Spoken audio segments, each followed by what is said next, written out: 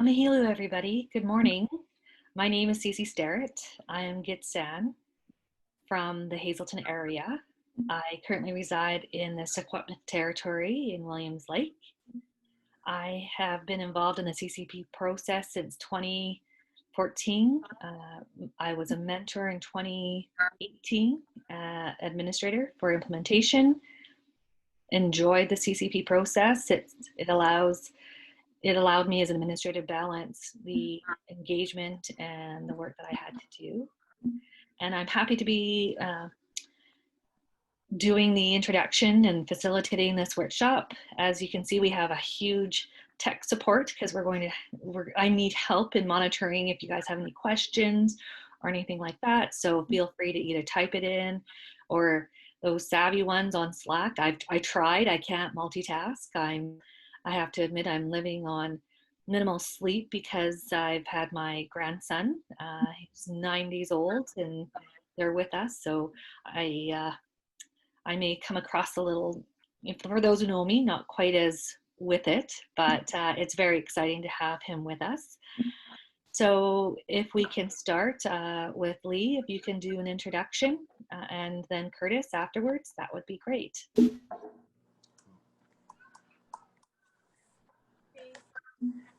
Hotsqual, Leigh Joseph Queensna, Tnachantala, Skolmashro Kumeo, Aunonoxton, Squaloin, Eocton Sequatal. Hello, my name is Leigh Joseph. My ancestral name is Stiawat, and I come from the Squamish First Nation. I'm happy to be here today. My heart is full. I'll just tell you a little bit about myself. I'm an ethnobotanist by training, which is someone who works with the interrelationships between people and plants. And I'm a doctoral candidate in that field, looking at the link between health and healing and basically getting out onto the land and rebuilding relationships with plant foods and medicines and other culturally important plants. And I also am an entrepreneur, and I have a business called Squallow Botanicals, which celebrates our ancestral relationships with plants and provides plant-based skincare products. So that's a little bit about about me, and I will hand it over. I look forward to this conversation. Curtis? Hello, good morning, everybody. My name is Curtis Clearsky. I'm from the Niitsitapi, also known as Blackfoot, and Anishinaabe peoples. I live here in beautiful Musqueam, Squamish, Tsleil-Waututh territory in the city of Vancouver. And just want to thank everybody for having me be a part of this day and be a part of this panel here. I'm bringing in my experience and I guess my involvement in working in indigenous food work that I've been involved in over a number of years.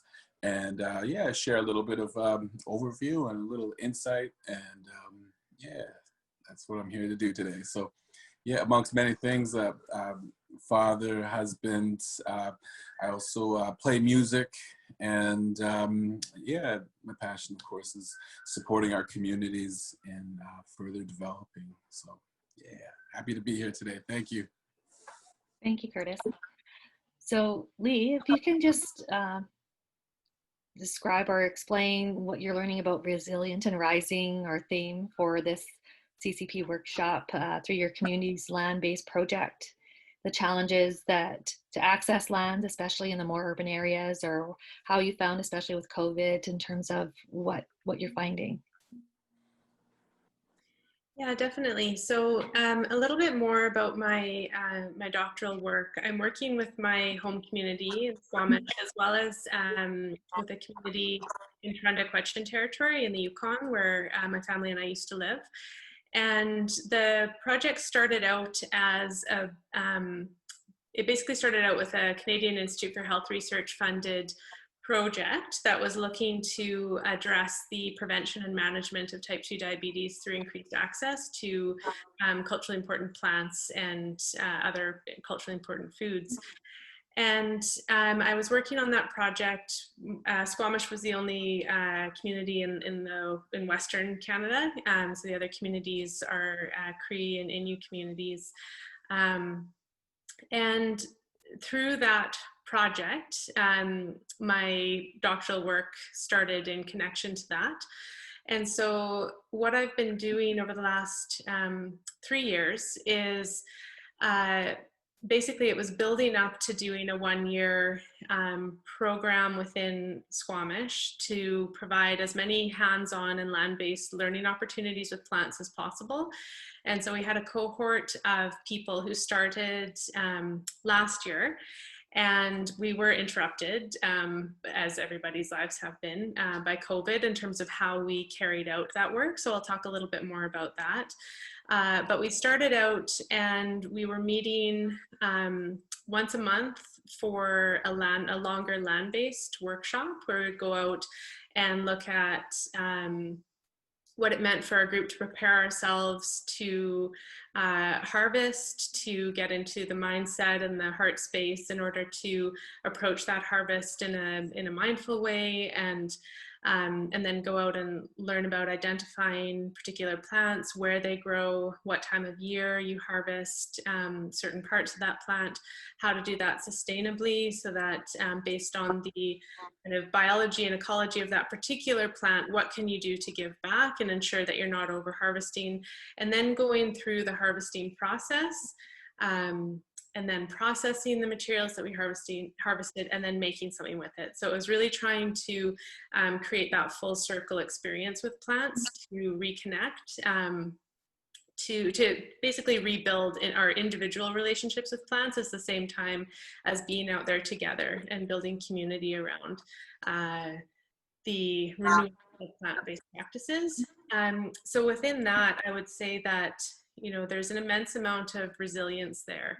And it's just a word that that I come back to and that guides me in the work that I do, because when we look at the barriers that have been put in place to our land access, to our land-based knowledge, our plant relatives that have nourished us, you know, through foods and medicines and being our important building, clothing, cooking, everything like that, all of these materials, the core of that relationship, one of the cores, you know, is identity. How is it that we identify as Indigenous people wherever we may be from, and what role does land play in that? What role does reclaiming land-based practices and knowledge play in that?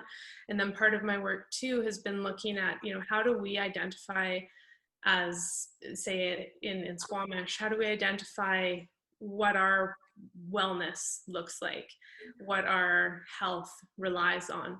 So it's not coming from outside of us, but it's coming from, you know, within. And that part of that process is creating the opportunities to connect to the land and to the landscape and to nourish ourselves in that way.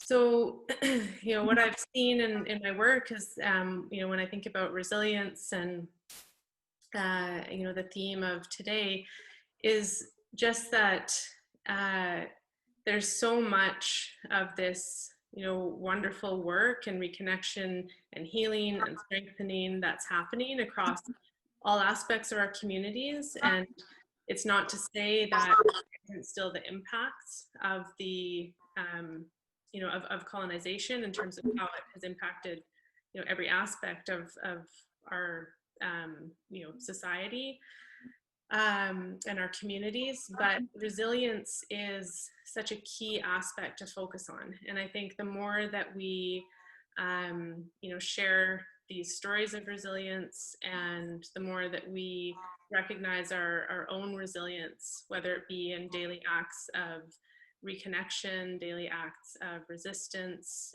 finding ways to nourish ourselves as Indigenous people, that really is such a powerful thing. And it really is the foundation for the work that I do, is exploring what it means to be resilient as an individual, and then what it means to take the training and experience I have to connect into the work that's happening around me, so that we can work together, you know, to continue to lift up each other and to continue to share these stories of resilience, at the same time as honoring the, you know, the traumas and the challenges and the healing process that so many of us are also going through at the same time. So those are some of the things that come to mind in terms of my work. And I'll just quickly, in terms of the COVID shift of things, in March, we had started our program the previous June. And so in March, of course, our in-person and hands-on workshops, and I also didn't mention that we were meeting every other week in person in the Elders Lounge here in Squamish to talk about different various topics related to health and wellness from a plant-based perspective. And so, of course, all of that had to stop, and it shifted online.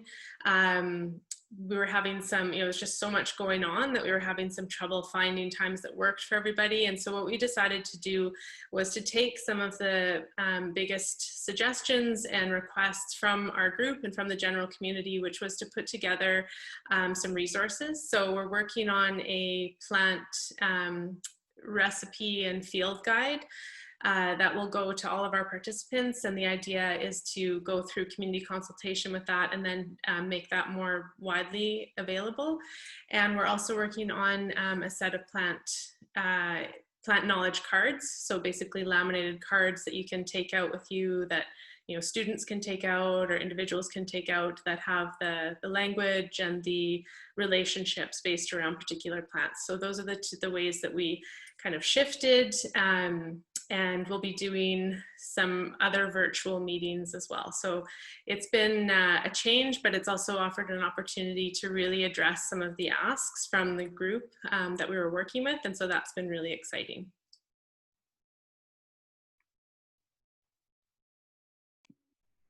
That does sound exciting. Wow. And I'm just thinking of the resources that you're working on and wondering if you can share. I'm sure others are probably thinking that, but we'll get back to that later.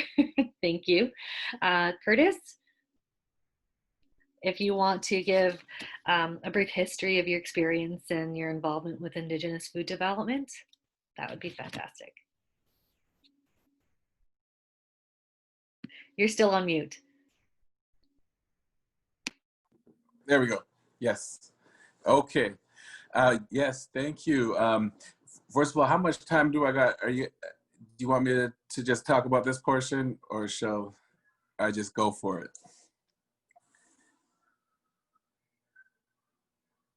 Oh, now you're muted.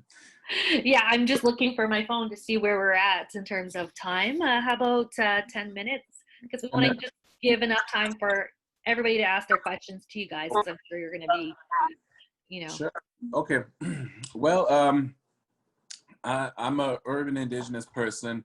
I grew up in the urban area of Vancouver.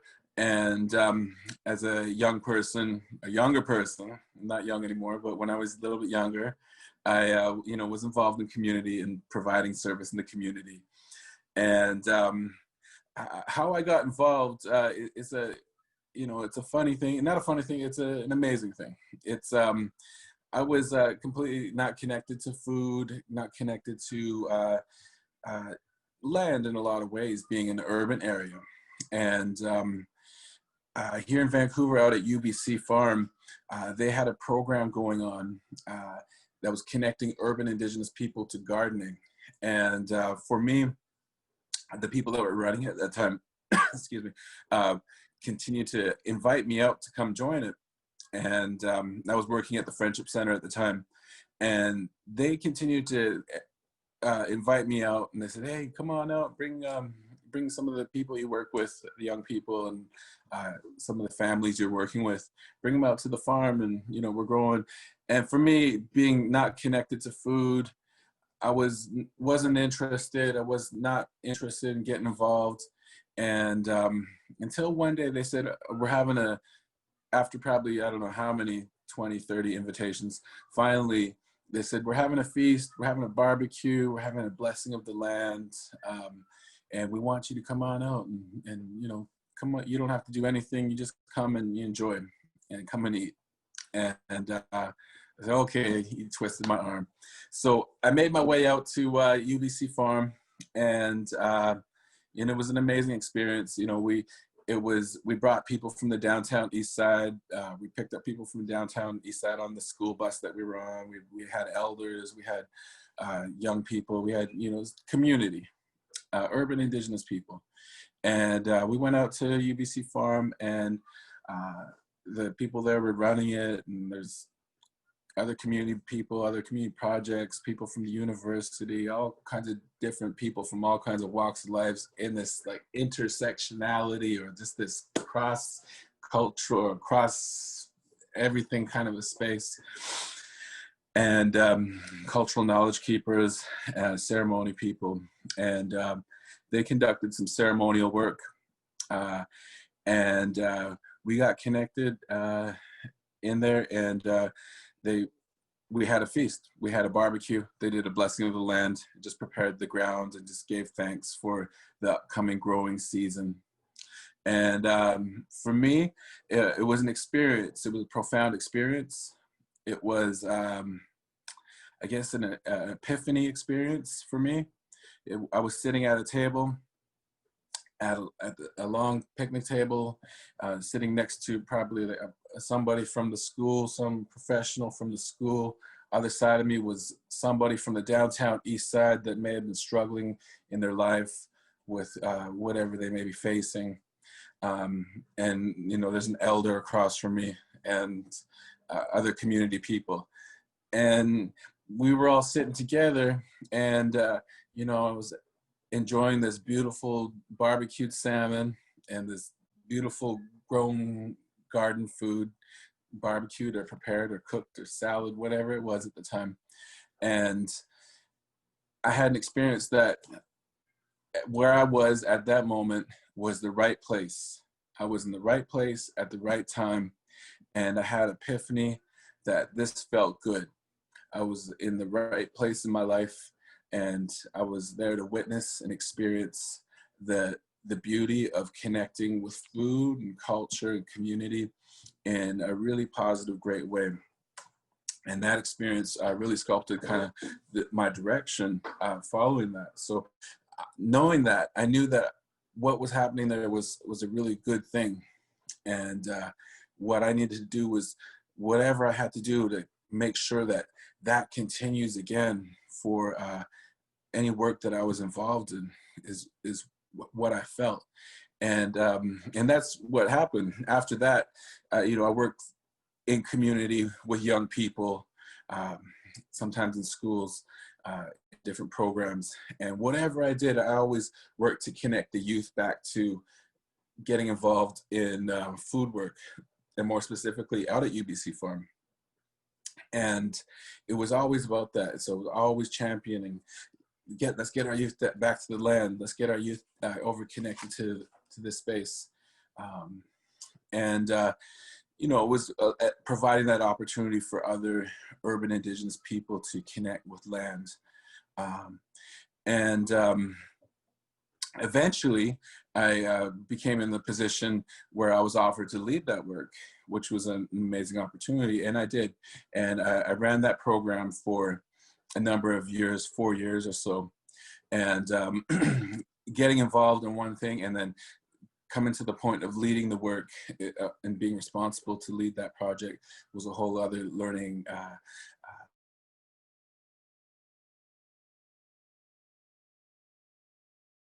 a lot of learning opportunities, a lot of learning, growth and development, and connecting community, continuing to figure out those strategies and ways to bring more people in, to bring more youth in, to bring those elders, and create that intergenerational connection space for the elders and the youth and everybody in between. And continue to provide those opportunities. And what I've come to understand in connecting our people to food development is that when we as Indigenous people are connected to our land base, or connected to our culture and land bases, it's a powerful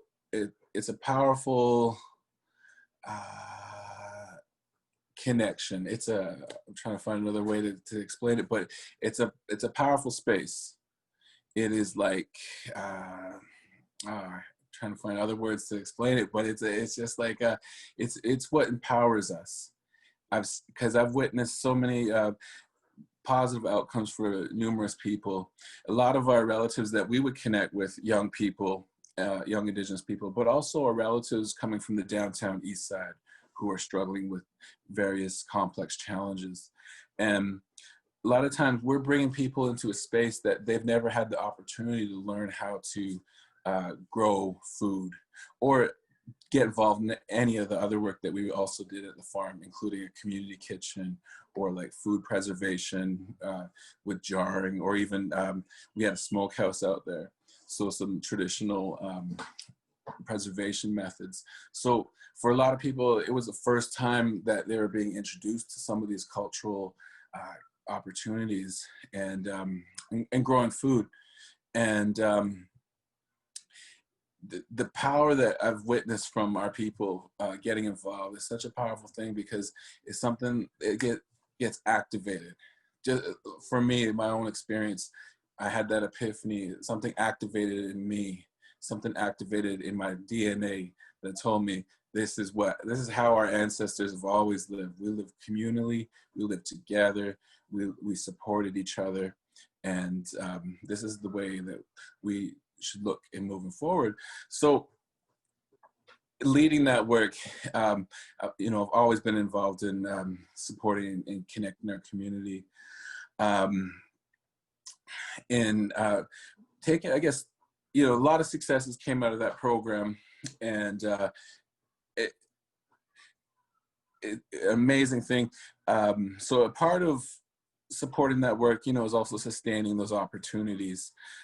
So I also had the responsibility of taking that project and I guess, yeah, financially sustaining it.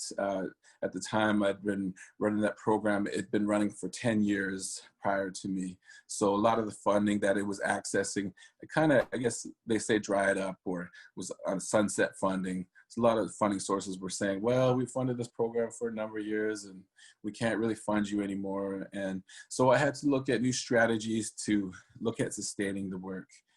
And with that, I had learned about social enterprising a few years previous.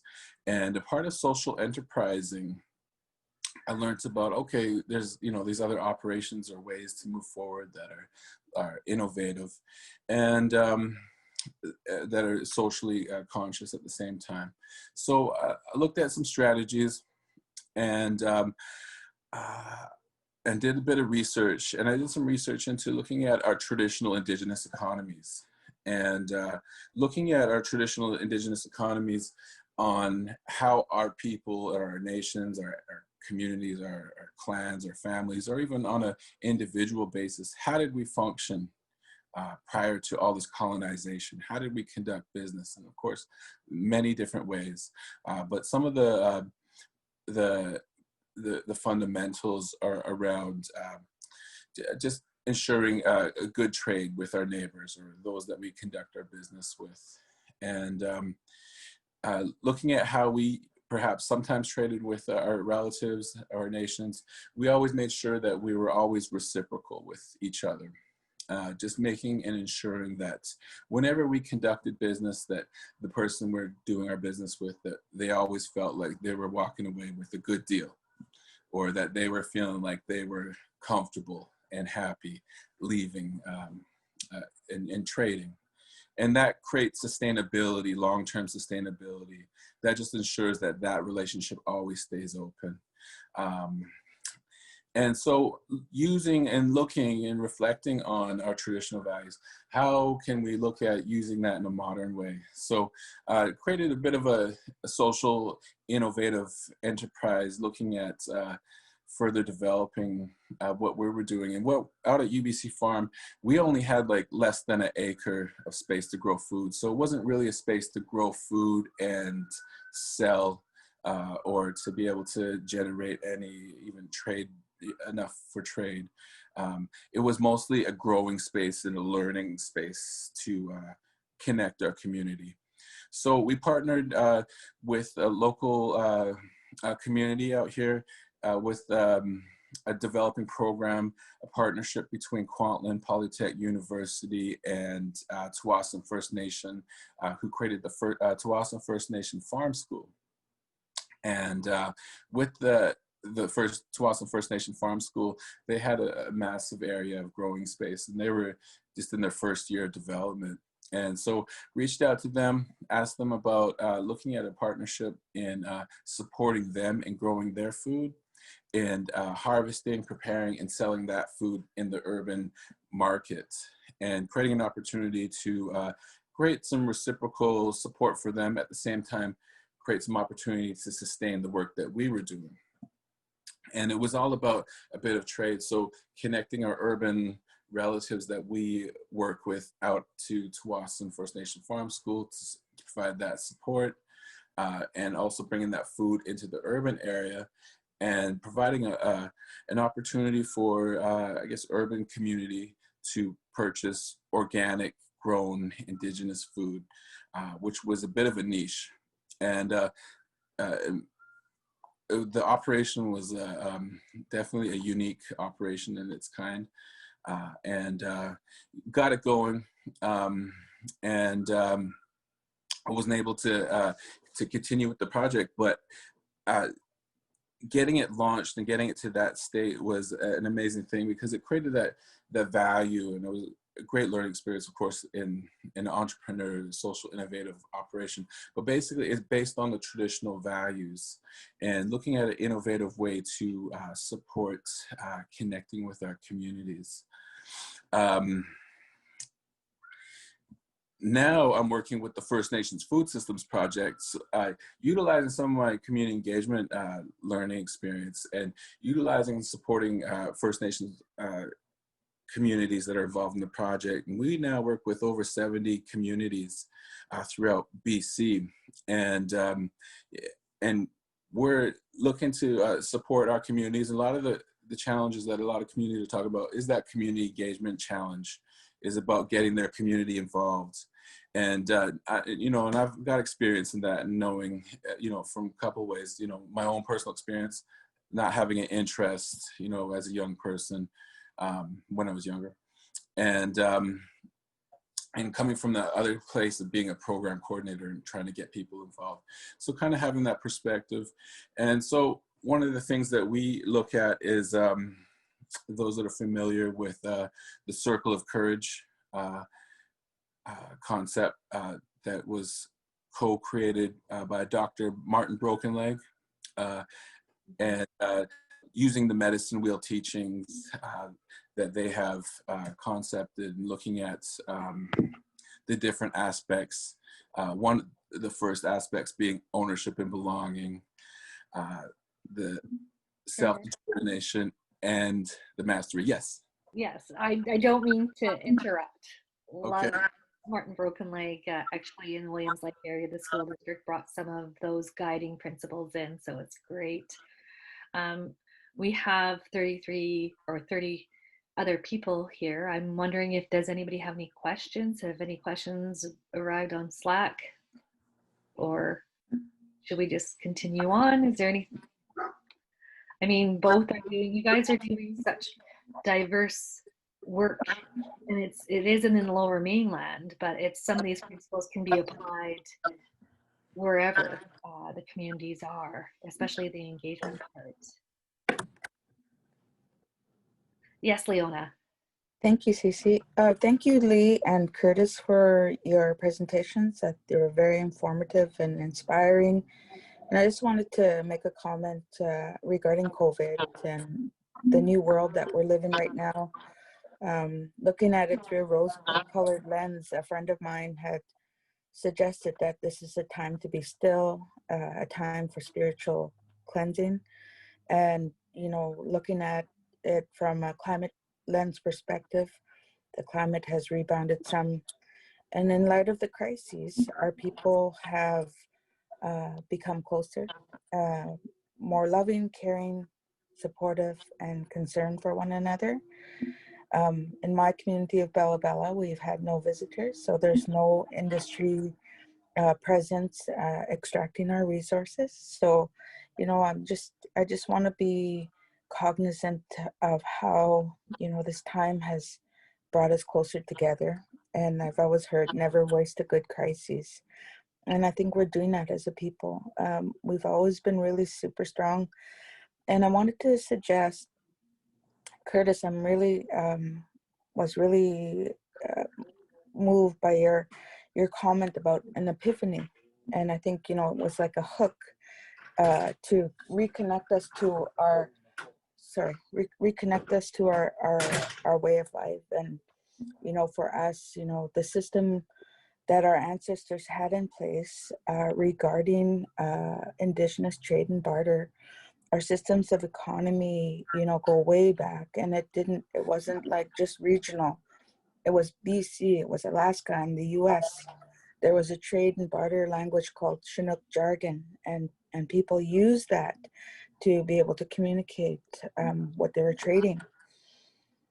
I'm really, I'm trying to knock on doors about, you know, the idea of really embracing that system of trade and barter that our ancestors had, not just regionally, but to really, you know, suggest to the Indigenous people of BC, you know, that we need to reconstitute that system of trade and barter, especially during this time. You know, I think about, you know, the traditional way of life. You know, I'll use salmon as an example. You know, a species extinct is the right extinguished, and our salmon are suffering. And it's more to us than food security. It's, you know, ceremony, it's barter, it's trade, it's health, it's the very, you know, identity of who we are. But I'm thinking, and I wanna plant a seed, you know, that we should consider in some shape or form reconstituting the system of trade and barter on a wide scale within BC, maybe Alaska, maybe across Canada, but definitely, you know, look to having an Indigenous food sovereignty e-commerce / marketplace. And, you know, I'm really proud of the work that one of my colleagues at home has been doing in terms of, you know, helping our people relearn, you know, our connection to the land by going out and harvesting medicines and foods and teas, and also creating a granny garden program. Her name is Jess Housty. It's been an amazing program. We're pretty remote and isolated, so anything that comes to Bella Bella arrives once a week. So you can imagine how perishables, you know, the shelf life of perishables are in our community. So, you know, making sure that there's growth in place and people are, you know, growing their own food and stuff like that has been really valuable to our people. I just wanted to, you know, plant that seed today. Thank you for your presentation. Sorry for taking up so much time. Thank you for sharing so much, Leona. It's really appreciated. I don't know if we have anybody here from the Lower Fraser, but they've been impacted by the big bar slide. I also have a message from Glenn Jim in the chat. In his nation, they have a greenhouse for traditional plants and foods and detailed information, and he shared the website. So if anybody wants to check out the chat. And we're going to put it in the Slack as well so other people can find it. Is there anybody else that wants to share or have a question? Yes, Kim. I'd actually just like to share, you know, this concept, you know, has been around for quite some time, and I think we're all coming into it at different periods, right? So and with COVID hitting and us wanting to turn back to our more cultural, traditional ways, for us out here in the East, in my community, it's a whole new process for us developing the CCP plan. And in much of my engagement, often or not, what has come up is food sovereignty, as well as gardening, community gardens, all these different initiatives that we can aspire to develop in the future. But I wanted to share just a book, and I will share it in the chat if anybody is interested. It was a book written by a non-native Indigenous person, non-native person, but all of his teachings came from Indigenous peoples, and he's a university professor here in the East. But I will share his book on our chat line, And I've read both books, and it's basically the story of what he calls the Madawaska Forest Garden. And it's very informative, talks about the history of First Nations people and how we used to grow our own food and how we didn't have to rely on corner stores or anything like that. We were sustainable, totally sustainable in our own environments. And when we were sustainable in our own environments, we also didn't destroy the environment. So we were always making sure that our resources were replenishable, that we weren't destroying the earth so that it couldn't grow anything more. But so there's two books I would really, really like to share, especially if people are just starting to get interested in this area. But it will bring you many, many great teachings. And although he is non-native, I'm hoping it's okay to post this. Like I said, his teachings do come from First Nations people for the last 30 years. That would be fantastic, Kim. Thank you. If you can share it in our chat and maybe on Slack as well, because Slack Okay. is where everybody can have a look Okay. throughout the entire workshop. Adina Young, I understand you had your hand up. Yeah, my name is Adina. I live on Haida Gwaii. I come from Old Masset. My question, I guess, or maybe not necessarily a question, but food for thought in regard to funding resources and coming from a CCP perspective, where a CCP to me means we're empowering the people to use their voices, and we're taking a grassroots approach and coming up and giving our leadership direction. So in regard to food sovereignty, I'm wondering, or I guess things to think about as far as strategies go, are to really give the power back to our people.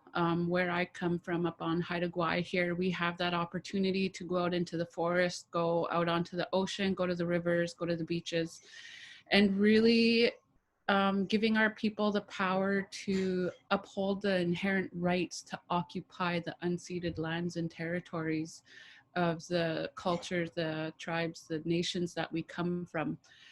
So what does it look like in regard to monetary resources and giving the power back to the people and ensuring them and empowering them that is their right to be harvesting, that is their right to be on the land, that is their right. And you know, looking at a teaching approach where we have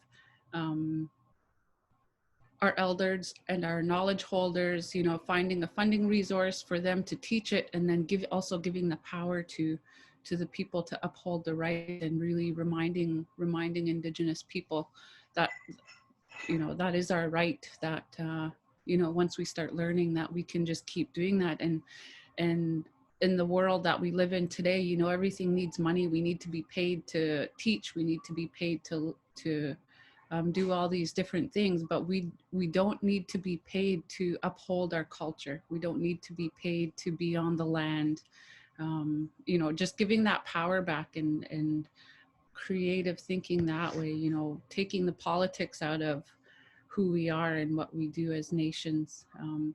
That's something that I struggle with at times, because I sit in an elected position. It gets really hard to find those monetary resources that we need to keep programs going. And, you know, how else can we keep empowering our people to uphold the rights and be able to have that food security and the sovereignty that we need. Thank you. Thank you, Adina. And Glenn mentioned in the chat that food sovereignty is such an important component to language revitalization as a land-based language teaching tool. And there are many possibilities, variations, field to table types of projects. And I agree, like you can probably go, linking it to the language, there's so many connections and funding sources out there. So just one way to keep that in mind. Next, we have Sherry Boudreau, who had a question or comments or would like to share. Well, first of all, let me say my hands up to Leigh and to Curtis for the amazing work that they're doing. I'm in awe of how many creative people we have and how generous the spirit is in both what I'm hearing in both of those works. So thank you for that. The question that I have is, and it's more directed at Leigh. Many years ago, well, first of all, let me say, I like the start of your program being not about like, okay, here's the plants, here's this, here's go there, all that kind of stuff, and here's what we eat. That I heard you very clearly say that it was starting with our respect to the land. We go out and we say what our protocols are, what's necessary to even go into the landscape in the first place and stuff like that. Because I think that is, you know, it is important to feed ourselves, but it is important to understand our responsibility to that connection, you know, like that it's not just about us getting, it's about the importance of giving back and the importance of that maintenance. So I wanted to say that in the context of an experience that I had working many years ago, and it was in government, I'll say that, you know, like, and to the defense of my colleagues at the time, I loved most of the people that I was working with at the time. They were earnest about the goodness that they wanted to do as well. What was happening was that people were harvesting new people to Canada. I won't say what country they're from because I don't want to, like, you know, oh, these people don't know. It's not about that. It was about that they had come from a place that they don't know, but where they harvested off the landscape from where they were from. And so they very quickly got into a sort of a harvesting economy in our North Shore parks, where they were stripping salal and ferns and everything in the parks areas. And it was getting to be quite significant because there are some, you know, in the Lower Mainland, other than, you know, Haida Gwaii probably can't relate to this, but in the Lower Mainland, trying to maintain the understory of green spaces can be a challenge. And so one of the challenges is like, oh my goodness, they're stripping off the green spaces, and they were selling salal to plant shops, local plant shops for like floral displays, and they were, you know, stripping the ferns and everything else like that for different food sources. And who can blame them? This was, they didn't have any capacity to earn a living, but they were trying to support themselves.